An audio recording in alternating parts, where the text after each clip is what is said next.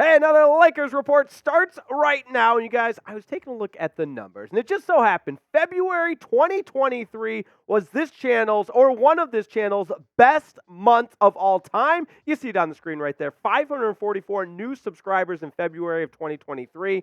And here we are, February 2024. It's running out pretty quick, but not to worry. It's a leap year, so we get an extra day in February. Why not beat our subtotal from 2023? We're at 229 right now, but subscribe to the channel if you haven't already. Let's get that number up to 545 by the end of February, and let's talk some hoops on the Lakers Report.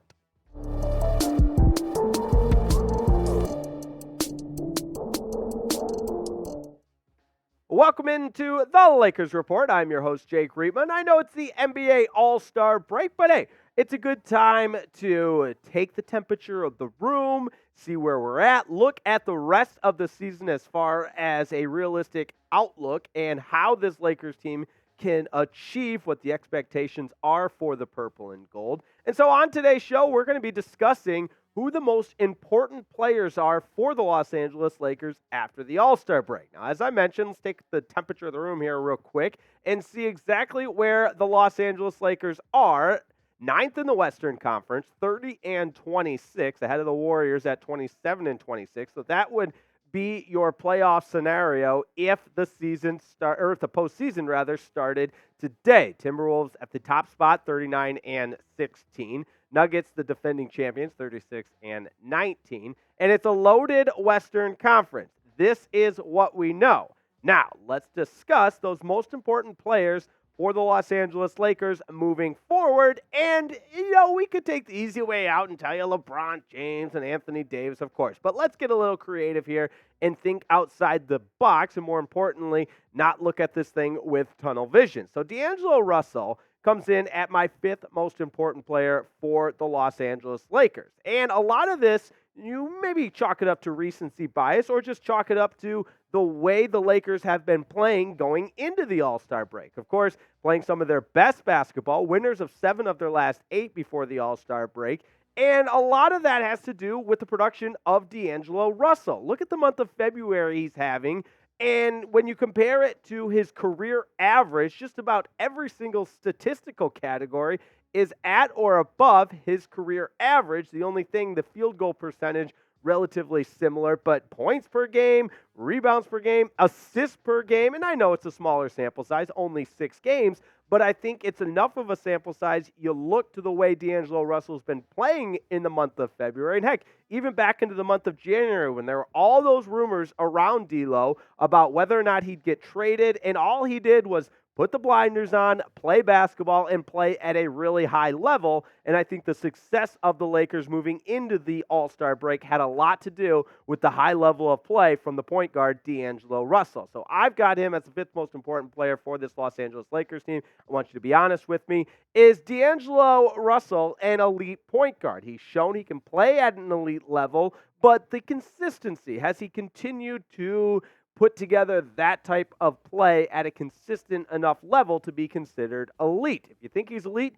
go ahead and type E for elite. If you think he's average, good, fine, mid, go ahead and type M for mid. Either way, let your voice be heard. Now, we got to talk about Austin Reaves because he's going to also register as one of my most important players for this Lakers team because his role just seems to becoming increasingly more important. And similar to DAngelo Russell, when he's playing at an elite level, at a very high level, this Lakers team seems to put its best foot forward and the wins start to pile up. And obviously, that is the main mission down the stretch here after the All-Star break, is start stockpiling some of those wins. So the points per game for Austin Reaves, again, 6-game sample size, so we're not going to go crazy with this, but anytime a guy like Austin Reaves can average better than 20 points per game and shoot the ball nearly 50% from the long line, good things are going to happen for the purple and gold. So I love what Austin Reaves has done in the month of February.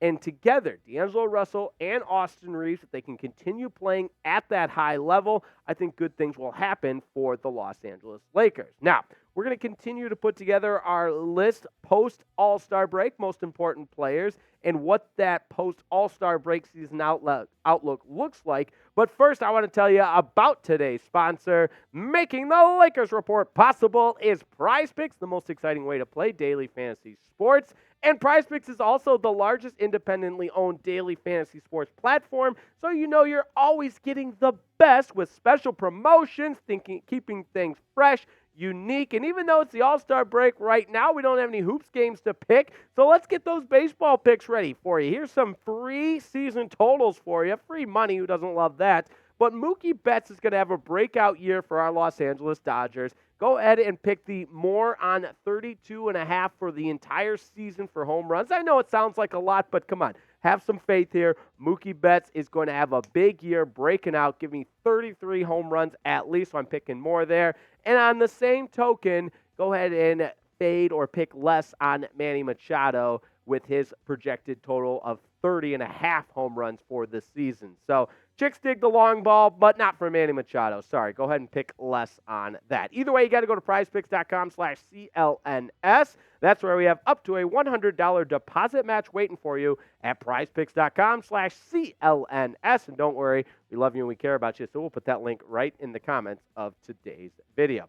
Now, as we move on, and I try not to get too high, too low, too excited, too down, but when the Lakers win 7 of 8 to close out the first half of the season, I know we say first half, second half, but obviously majority of the season is in the rearview mirror, and here comes the final stretch, but that All-Star break forces me to say first half, second half. You get what I'm saying. But when the Lakers close out or go into the All-Star break winners of 7 of 8, you start to feel really, really good about the potential of this team and the players that are contributing to the potential of this team.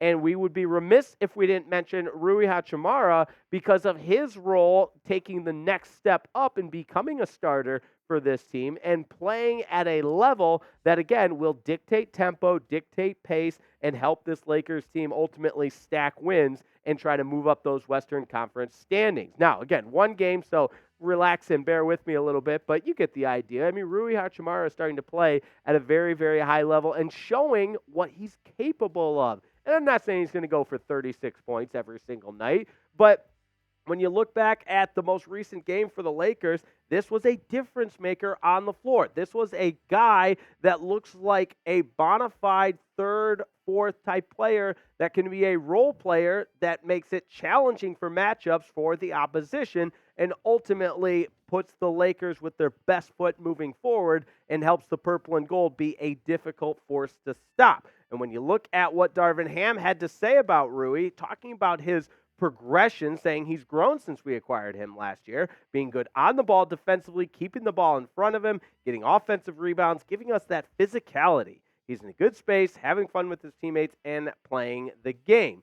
So beyond what shows up on the stat sheet with a guy like Rui is the intangibles that he brings. And when you combine that with the loaded roster that this Lakers team has, there's no reason for this team not to be climbing up the standings in the Western Conference, not to be stockpiling wins in a matter of 7 out of 8 like they did before the All-Star break. So I think when you think about those three that we've mentioned, DAngelo Russell, Austin Reaves, Rui Hachimura, all three of them, when playing up to their potential, give this Lakers team the best chance to win, as is evidenced by their 6-1 record when the three of them are in the starting lineup. Now, I'm not saying here, it's as simple as just start DAngelo Russell, Rui Hachimura, and Austin Reaves. You're going to win every game, but certainly a 7-game sample size with the Lakers winning 6 of them tells you a lot in terms of how those three can contribute to the success of the purple and gold.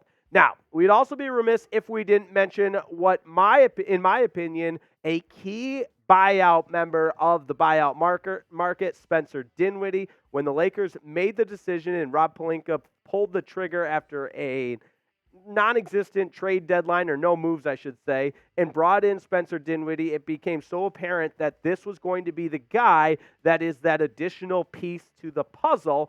And right, wrong, or indifferent, based on the way the schedule dictates, the trade deadline is coming on.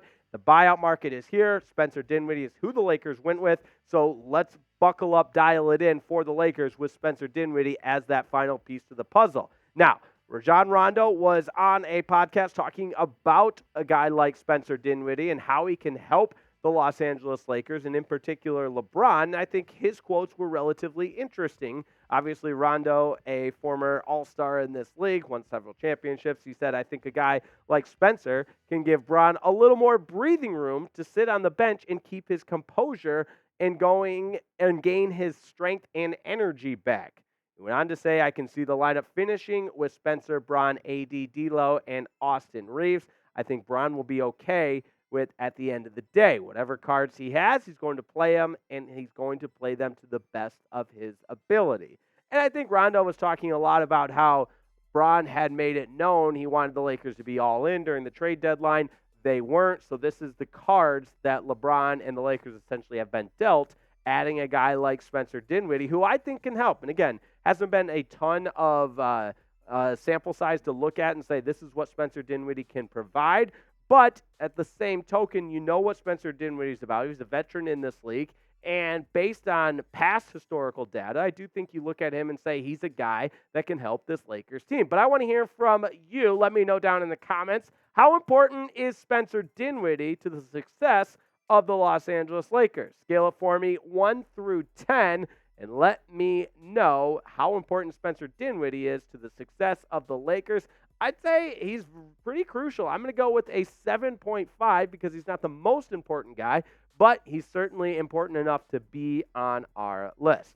Now, last but certainly not least, bear with me here, and you might say, Rima, you're taking the easy way out, and that might be true because I'm taking for my most important Lakers players post-All-Star break, healthy role players. How about that? Music to our ears. Hopefully, each one of these guys will be back in the lineup sooner rather than later. Timetable is a little bit different for everybody, but Max Christie, Cam Reddish, Jared Vanderbilt, and Gabe Vincent, all hopefully reinforcements that will be coming back to the Lakers lineup before the NBA playoffs, and hopefully give this team again more of a chance for those reinforcements to gel with the current lineup and produce the highest level of Lakers basketball possible. But guy like Max Christie his NBA career really hasn't taken off yet, but Jared Vanderbilt, good on-ball defender, and Gabe Vincent, unfortunately, just not a lot of opportunity there with just the 5 games played. And so you get the idea. These are all guys that hopefully when they come back can help the Los Angeles Lakers. Now, I've given you mine, but I want to hear from you. Who's the most important player on the Lakers, not named LeBron or Anthony Davis? That would have really been the easy way out and just say, yeah, it's LeBron and AD. Of course they are so important to the success of the Los Angeles Lakers. But riddle me this. Let's find a little bit more creative ways to go at it outside of LeBron and AD. Let me know who the Lakers' most important players are. All right, I mentioned at the beginning of the show I was doing some digging and finding some data, some historical data. We love historical data here on the Lakers Report. And I saw that February of 2023 was a very good month for the Lakers Report. So I'm determined to beat that number in 2024, and I need you. That's right, you, right there. I need you. If you're thinking of Xing out, don't. Subscribe to the channel. It's free. Doesn't cost you anything. We bring you Lakers content, even during the All-Star break when there's no games being played, like this Lakers Report. So, hey, how about a shout-out to Jack Lauderay on the ones and twos producing today's video. Couldn't do it without him. Appreciate everybody tuning in. Thanks so much for watching the Lakers Report, and we'll see you next time on the Lakers Report.